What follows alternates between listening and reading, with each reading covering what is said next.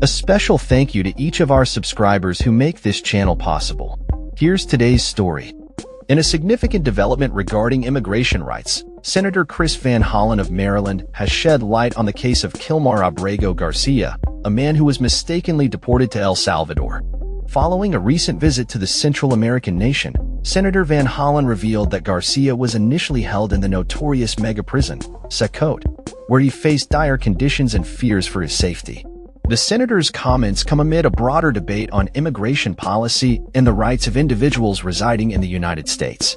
During a press conference at an airport upon his return, Van Hollen stood alongside Garcia's wife, Jennifer Vasquez Sura, who was visibly emotional as the senator shared her husband's experiences. Garcia, who had been living in Maryland, expressed his distress during their meeting, stating he had been confined in a cell with 25 other inmates and was terrified of the violent environment surrounding him. Senator Van Hollen emphasized that Garcia's situation transcends mere immigration status, highlighting the importance of protecting the constitutional rights of all individuals within the United States. He criticized the Trump administration for allegedly disregarding a Supreme Court order that mandated the facilitation of Garcia's return. It's very clear that the president and his administration are blatantly defying the order from the Supreme Court, Van Hollen stated.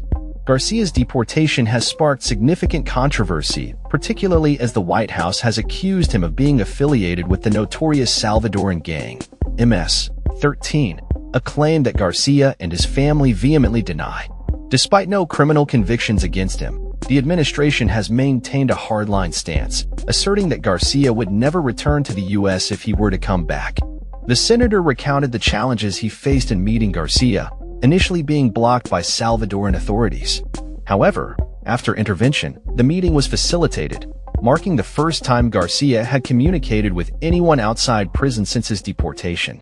Garcia conveyed his sadness about being imprisoned for crimes he did not commit, and although conditions were reportedly better in the new facility he was moved to in Santa Ana, he still lacked access to news or communication with the outside world. The legal complexities surrounding Garcia's case reflect a larger conflict between the Trump administration and the U.S. judicial system regarding immigration enforcement.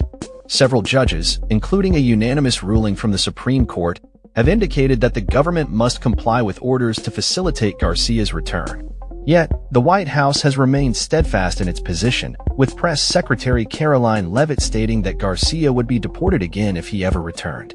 In the backdrop of this legal battle, allegations against Garcia have surfaced, including claims made by his wife in a 2021 protective order request regarding domestic violence.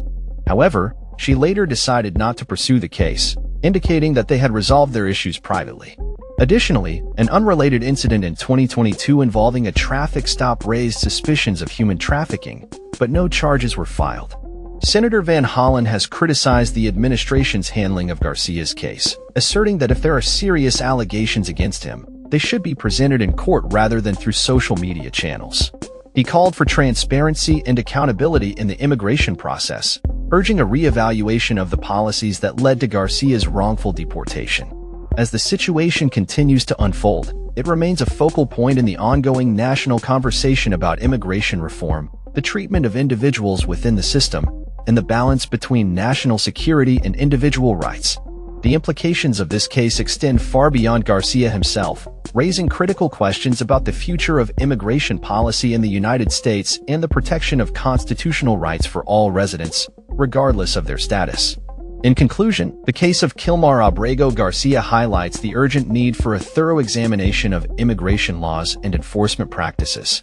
As more individuals find themselves caught in similar predicaments, the responsibility falls on lawmakers and the judicial system to ensure that justice is served and that the rights of all individuals are upheld. That's all for this story. We upload videos every day covering many different subjects, so hit that subscribe button to stay informed. Thanks for watching.